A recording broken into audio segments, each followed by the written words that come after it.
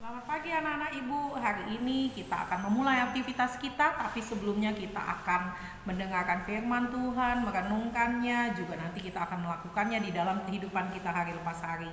Sebelum kita membaca firman Tuhan, kita akan menyanyikan lagu Tenanglah Kini Hatiku.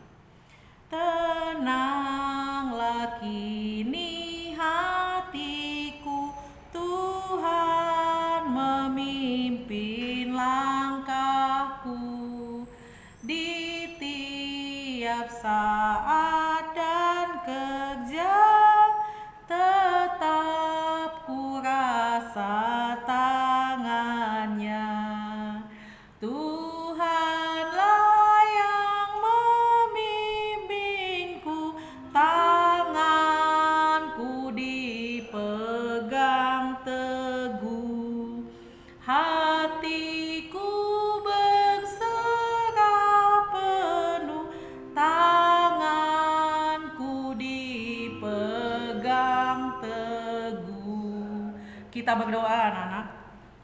Tuhan Allah Bapa kami yang di surga, terima kasih untuk berkat-Mu hari ini. Engkau telah memberkati kami di dalam istirahat semalam, dan sekarang kami akan beraktivitas kembali dengan anugerah Allah. Sebelumnya kami akan mendengarkan firman-Mu Bapa. Ajar kami duduk diam, mendengarkan firman-Mu, mengerti, dan melakukan di dalam kehidupan kami hari lepas hari. Hari ini kami akan serahkan ke dalam tangan-Mu. Terima kasih Tuhan, di dalam nama Tuhan Yesus, Tuhan dan Juru Selamat kami sudah berdoa. Amin. Anak-anak ibu, kita akan membaca Alkitab kita dari Hakim-Hakim 12 ayat 1 sampai 7. Perhatikan Alkitabmu, kita akan baca bersama-sama. Ibu akan membacakan dari sini, kalian akan membacakan di rumah. Boleh keluar suara, boleh di dalam hati ya. Judulnya Yefta dan Efraim. Dikerahkanlah orang Efraim, lalu mereka bergerak ke Safon, dan mereka berkata kepada Yefta, "Mengapa engkau bergerak untuk memerangi Bani Amon dengan tidak memanggil kami untuk maju bersama-sama dengan engkau? Sebab itu kami akan membakar rumahmu bersama-sama kami." Tetapi jawab Yefta kepada mereka, "Aku dan rakyatku telah terlibat dalam peperangan yang hebat dengan Bani Amon. Lalu aku memanggil kamu, tetapi kamu tidak datang menyelamatkan aku dari tangan mereka. Ketika kulihat bahwa tidak ada yang datang menyelamatkan aku, maka aku mempertaruhkan nyawaku, dan aku pergi melawan Bani Amon itu, dan Tuhan menyerahkan mereka ke dalam tanganku.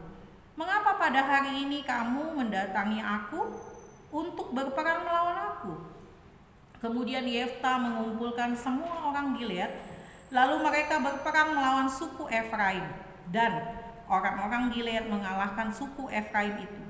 Sebab orang-orang itu mengatakan, "Kamulah orang-orang yang telah lari dari suku Efraim."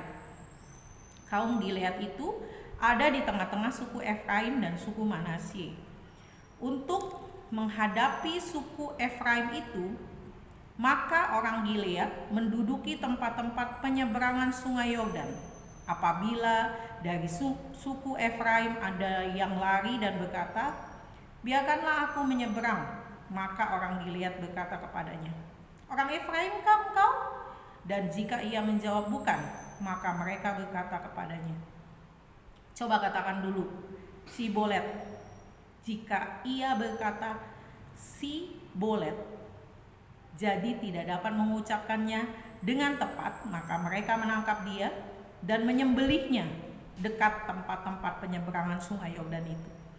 Pada waktu itu tewaslah dari suku Efraim 42.000 orang. Yefta memerintah sebagai hakim atas orang Israel 6 tahun lamanya. Kemudian matilah Yefta orang Gilead itu, lalu dikuburkan di sebuah kota di dekat Gilead. Anak-anak ibu, hari ini pembacaan kita dari Hakim-Hakim 12 ini tentang Yefta dan suku Efraim. Di sini kita melihat bahwa suku Efraim tidak diajak Yefta, katanya tidak diajak Yefta untuk berperang melawan orang Amon, dan suku Efraim ini merasa tersinggung Dan kemudian mereka iri kepada Yefta karena Yefta berhasil memerangi orang Amon dan menang. Tuhan buat Yefta dan orang-orang Gilead itu menang. Suku Efraim yang adalah bagian dari bukan suku Efraim bagian, tapi orang Gilead bagian dari suku Efraim. Jadi suku Efraim ini merasa kami adalah induknya, sukunya. Orang Gilead itu hanya bagian kecil. Kenapa waktu orang Gilead ini berperang melawan orang Amon, kok kami gak diajak? Jadi dengan sombongnya mereka menganggap bahwa orang Gilead ini, wah mereka sombong, mereka bisa menang, mereka bisa mengalahkan orang Amon. Berarti kami kemana ini, kok gak diajak? Jadi ada muncul iri hati di dalam diri orang-orang suku Efraim ini.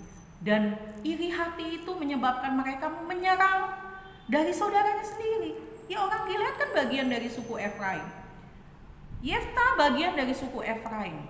Orang itu sebenarnya satu keluarga, tapi kok diserang?